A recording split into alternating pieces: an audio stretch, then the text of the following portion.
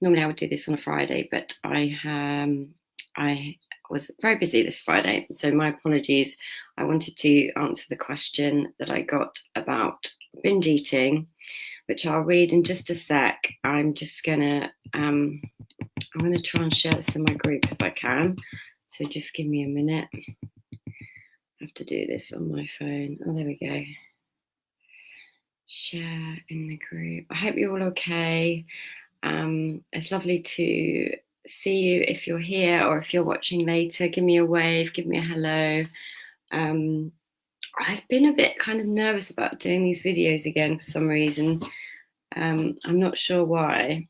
I kind of found, I've discovered bizarrely that someone's been reporting all of my posts from this business page, and I think one of my fears from talking live and doing these videos is that people wouldn't like it, or people would abuse me, because that's happened to me in the past. But yeah, I found out that someone was actually reporting all my posts. So I'm just going to come on and do it anyway, and if they keep being reported, then hopefully it won't ruin my page. But for those of you who are here, welcome. And I'll just read out, I won't name the person, but I'm going to kind of give you a gist of the question so that I can try and answer it to the best of my ability. If you're already in my group, welcome to the group. If you're not in the group, I'll put a link below, and it's called She Connects, and it's basically a lot of women who come together and support each other through all things mental health and grief and love and all of it. And it's a really lovely space. So I'm just going to read the kind of gist of this question. Basically, the lady said that she'd ended up having a couple of major binges and doesn't feel that the self-love is working for her. She doesn't like herself. She doesn't like her clothes. She feels that they don't fit. She's comparing herself to her past self in pictures, and she's comparing herself negatively and thinking that she looks older, and she's been not very complimentary about herself at all when she's looking at her past photos. And that means she's kind of procrastinating at work. And she's also said that she really doesn't like herself at all and doesn't want to look or be like this anymore. So I'm going to just speak to that, because I think it's one of the things that I hear an awful lot, which is that women who write to me seem to be completely consumed with thoughts about what they look like, thoughts about what that means about them if they don't look a certain way. And it feels like it's very consuming. And when they have this kind of negative narrative running through their mind constantly, it then leads to a binge. And I'm taking a binge in this instance to mean that the person's going to the cupboard, opening the cupboard and eating a packet of biscuits or a cake or whatever. Or it might be that someone literally goes to the shop. And I think you can use alcohol in this as well, or any kind of numbing thing. So I know that before I discovered this understanding, I also was completely weighed down, excuse the pun, weighed down by my thoughts. And my thoughts were telling me that I wasn't good enough, and I was thinking about food all the time. And it was really just ridiculous. Like, when I look back, I think, oh my gosh, it sounds ridiculous when I say it, but I know that so many women experience this. It's just all day long, all day, thinking about food, thinking about how they look, thinking about how they're going to lose weight, what the next diet is. There might be people who spend money on getting a diet. Hello, Belinda. Thank you for saying hello. So if you are here, please give me a wave or say hello. And if this is a subject that resonates with you, it's one of the ones that I hear the most. And so I've been working with women for many, many years on recovery, really, from eating, drinking, or any other habits. But this question was saying, specifically, I've been binging and I really hate myself. And so what I wanted to just talk to you about is the process as I see it now, which is that, and looking back on my own personal experience, I would be really weighed down by thoughts about how I thought I looked. And I think that's because looking at that question, that's what I see within that question, which is I hate myself. I don't like the way that I look. I'm looking at my clothes in the cupboard and they don't fit me, and I hate myself. So you've got this kind of constant bias, negative narrative running through your mind. And I think if I read that correctly and from my own experience, it's all day long. From the moment you wake up to the moment you go to bed, and the whole I'll start tomorrow and all of those other thoughts that come along. And it's really kind of destroys your soul. That's what I want to say. It really destroyed my soul. And for a long time, because I didn't feel that I looked the right way, I would exercise, for quite a few hours a day. And I went through a binge starve cycle quite often. And it was very unhealthy. I had a very unhealthy relationship with myself, with my body. And so these thoughts, what we're doing as human beings, we all have this voice in our head, and we might have more than one voice. I'm just going to have a drink. Hang on. We might have more than one voice. And I think for the most part, that voice can be quite negative, and it can be quite abusive. We're abusive to ourselves. But I wondered if you kind of took some time to think about just observing the voices that comes in, the negative voice, and seeing if you can just be the observer of the voice and see what happens, how often it comes along and what it's saying to you. And then in those moments of just kind of inside, observing what the voice is saying and kind of feeling that negativity, you can understand that it's this constant disapproving, judgmental. There's lots and lots and lots of thoughts that come in and go out.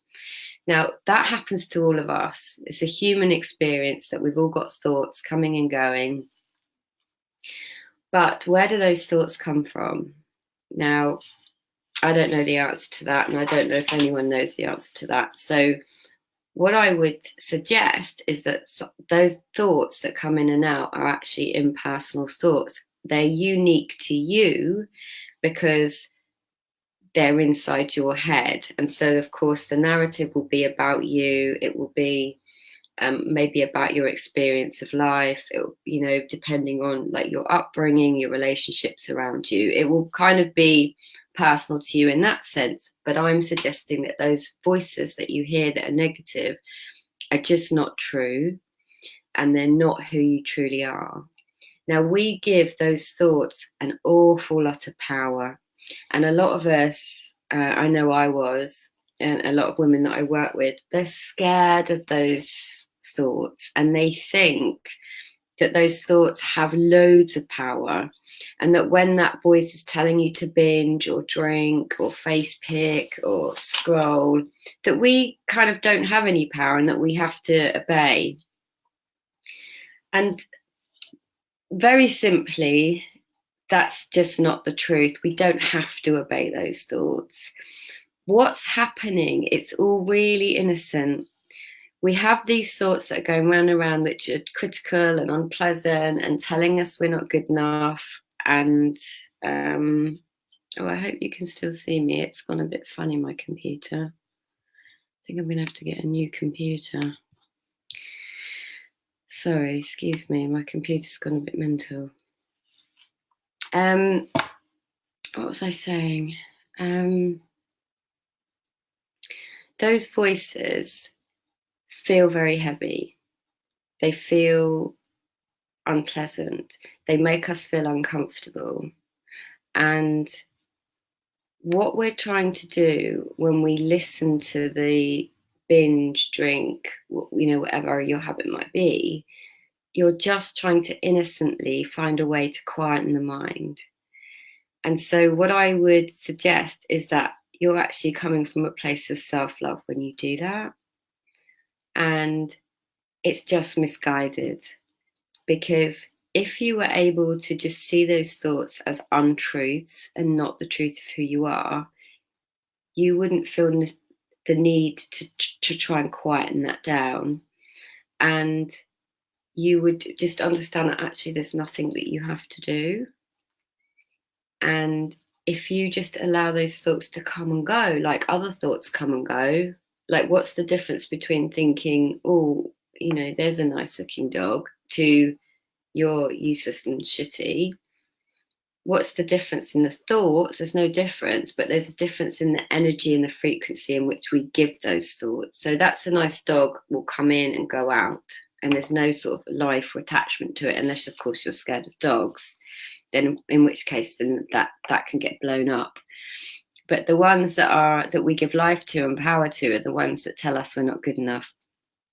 It's funny, I was talking to someone this week. I was doing a call with one of my clients, and she was, talking to me about that kind of barrage of negative thoughts in her mind. And we talked about where they come from, and like the actual spiritual essence of who you truly are isn't those thoughts. And I was also talking to someone yesterday. I bumped into a friend of mine, and she was talking about an opportunity that had come up for her. But as she was talking to me, she was talking herself out of it. I'm not good enough. I can't do it. And although she was saying those words to me, I know that those thoughts have been going round and round and round in her head, telling her that she can't do this thing. And so I really know how common this is.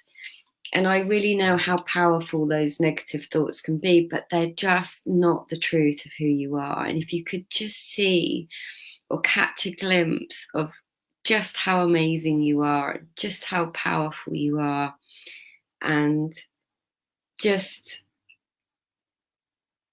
how peaceful you can be if you know that those thoughts are not who you are, and they're just negative, arbitrary, biased, shitty, unhelpful voices that come through us and move through us if we just let them move through us, rather than holding on to them and giving them life. Imagine like blowing air into a balloon, like a thought, like a little empty balloon, and you blow up that balloon and give it life, and it floats, and you have fun with a balloon. But in our mind, we blow up loads of life into these thoughts and make them true.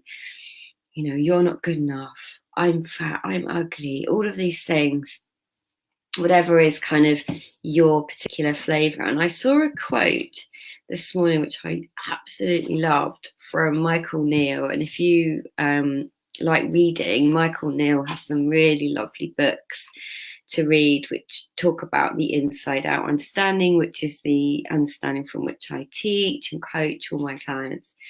And the quote is this: "You could no sooner be not enough than a tree could be the wrong colour.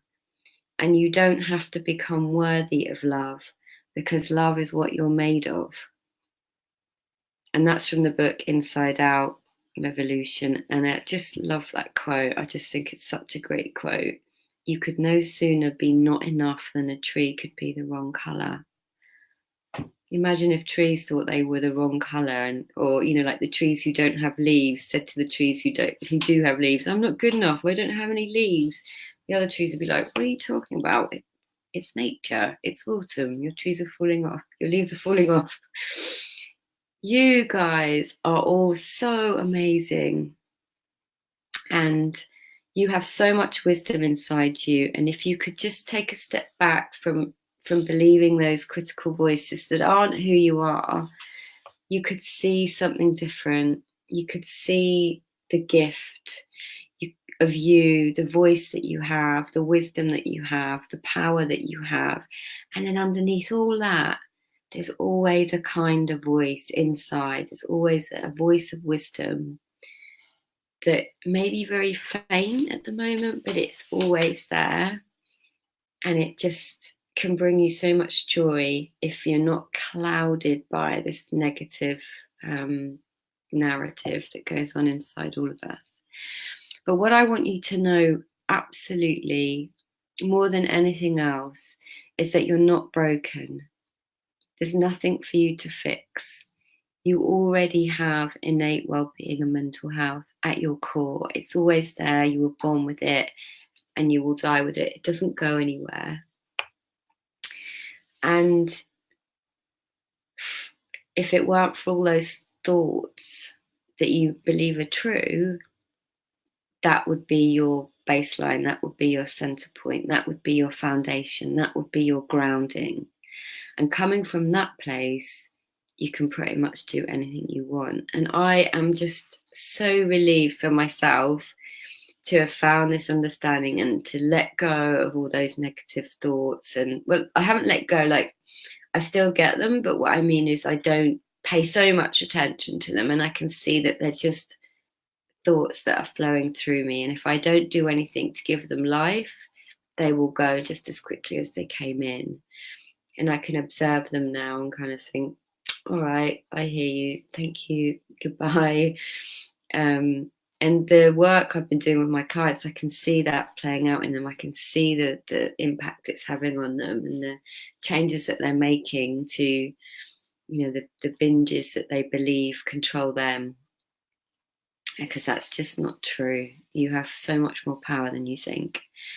So that's it for today. I'm going to leave you, love you and leave you, and tell you that you are enough always. I'll put a link to my Facebook group under this video vlog, and I'll put the link up to, if you want to have a call with me, then I'd love to have a chat with you if that's what you'd like, just a connection call. It would be great. It'd be great to connect with you. And have a great day wherever you are, whenever you're watching this. I love you. I think you're amazing. And I'll talk to you soon. Bye.